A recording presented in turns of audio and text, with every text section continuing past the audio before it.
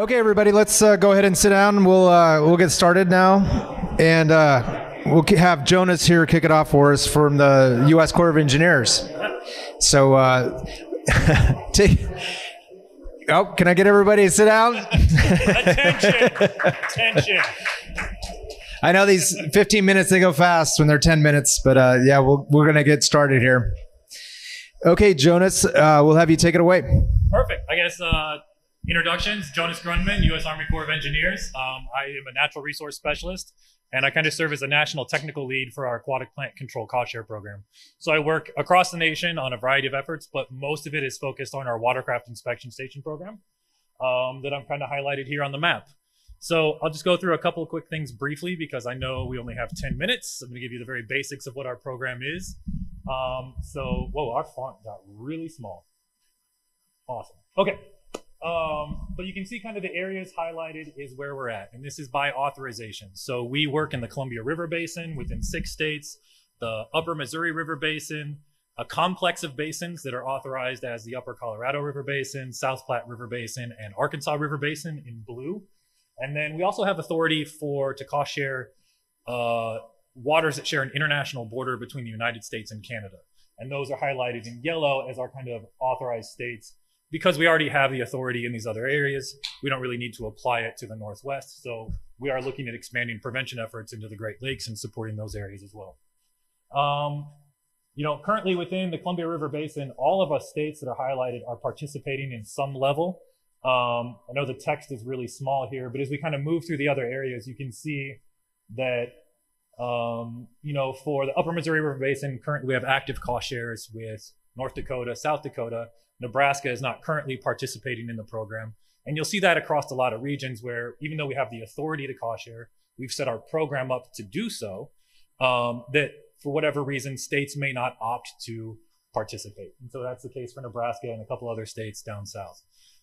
There's a variety of reasons for that. They could have other federal funding that they're utilizing to support their programs, and they're getting a better rate on that cost share. Maybe it's a 75-25 versus our 50-50. Yeah, so that's basically where we're at. The red dots represent where I'm aware of where we are currently cost sharing watercraft inspection stations around the nation. So you can kind of see we got big clusters in Colorado. And some states, again, like they're in the program, but they don't fully utilize us for all of their efforts.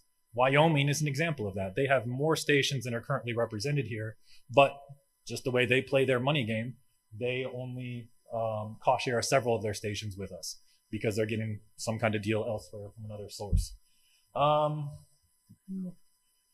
know where I wanted to go next. But yeah, what do we do? So we do watercraft inspection stations. That means if you're driving down the road, we're supporting states who are, you stop at that station. It's probably mandatory. You're going to get asked about your boat. They're going to do a quick inspection. They're going to move along. So we're helping to fund 50% of those efforts throughout the region. We also do monitoring efforts for associated aquatic invasive species. So as states, as you indicated, we're going out and looking for milfoil, looking for zebra mussel veligers, whatever it happens to be. If you're in the program, we can help support 50% of that and reimburse it on the back end. We also do rapid response. So if you have if a state has an active infestation and they're trying to respond to it, much like Idaho did with Twin Falls, we have the capability to help reimburse 50% of those costs. There's a lot more environmental compliance that goes into it on the back end, but we have that capability and we are eager to do so. Yeah, that's really it on the overall scope of the program.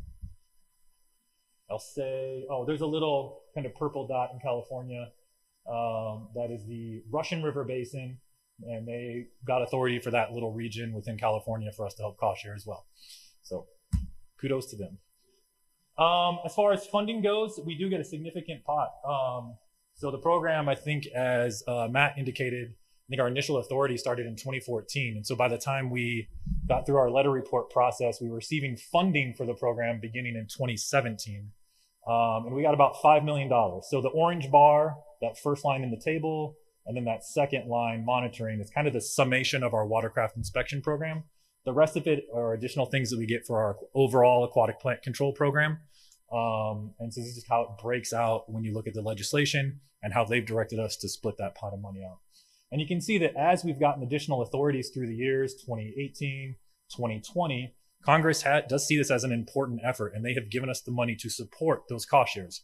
We are a little behind in execution, so it takes a while to get the program documentation set up and moving forward, which can be a headache for a lot of our partners. But once we're on the ground, we are pretty easy to work with, I think. And so, yeah, you can just kind of see how we've received money.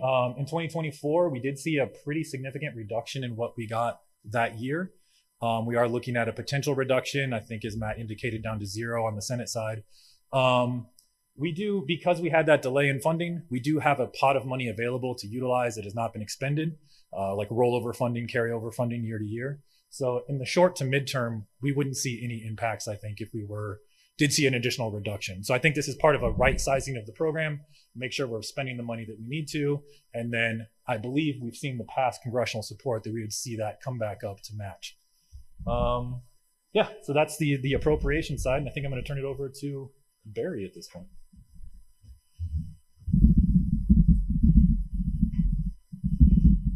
Thanks, Jonas. So yeah, Barry Thom, Pacific States Marine Fisheries Commission. So just a few slides I'll run through pretty quick.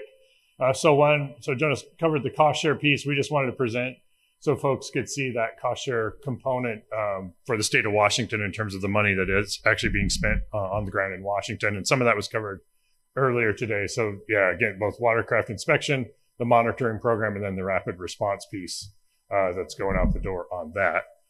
I also should just clarify in terms of what Pacific States, in terms of our role in this whole process, and I would put it in sort of 3 general areas. One is the coordination role. So everybody knows Stephen. It's great that we can actually provide Stephen. He spent the last 30 years or so working on AIS work for the commission.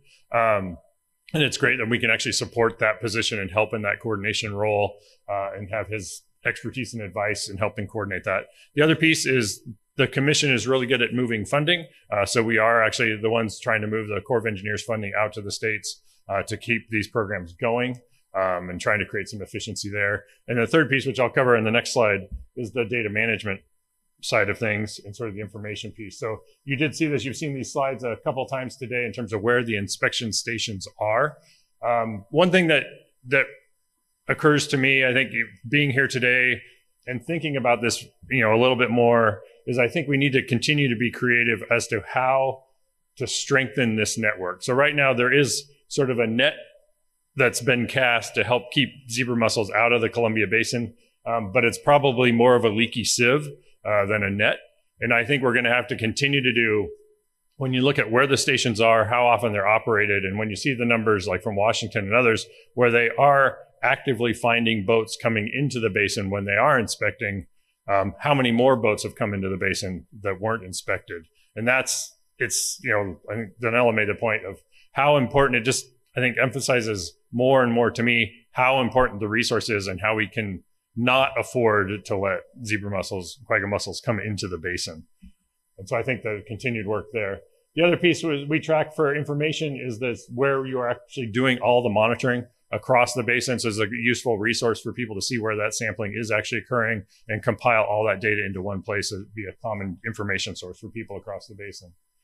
Then I just have just one conclusory slide here in terms of just, like I mentioned, trying to figure out how do we actually increase watercraft interceptions in the system? How do we actually get more, 24 hours a day, 365 sampling and inspection stations moving? Is it a funding issue? How do you actually cast that wider net to do that? The other piece we're working on at the commission, it's mentioned a couple of times here today, I think Matt mentioned it, is actually changing the cost share for the program. So there is actually a lot of money out there available through the Corps' program. If we can actually change that cost share, that's going to get more money on the ground to do good work. So we actually have between Stephen and our team in DC, actively pushing this, actively keeping an eye on WRDA to see if that cost share will actually be changed. There's been some, I think, hints of success this year, but we're hoping that follows through, at least to getting that down to the 65-35 range. But we'll see how that goes over the next few months or so. And then the other piece is on the increased appropriation and getting that Senate number back up. Again, that was mentioned a couple of times today. So we're actively, Stephen and the team are working actively on that.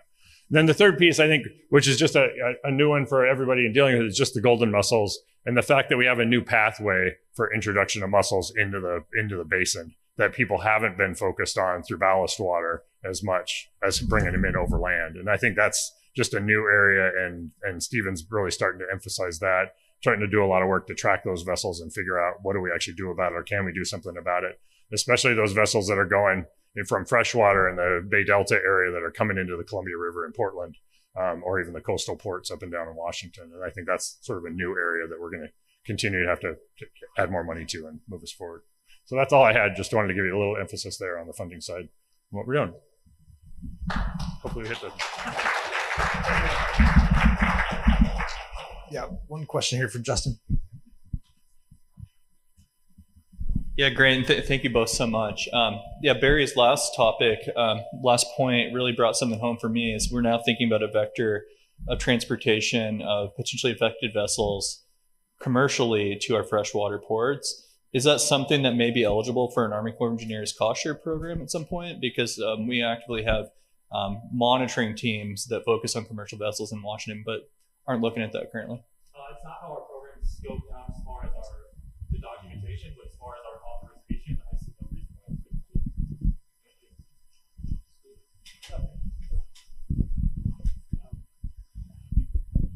Just want to ask the question, since we've had a lot of dialogue about, I know that the money that's in the WRDA program can be used for research, and I really feel that we must have a comprehensive research paper about the impact of quagga zebras on the salmon habitat.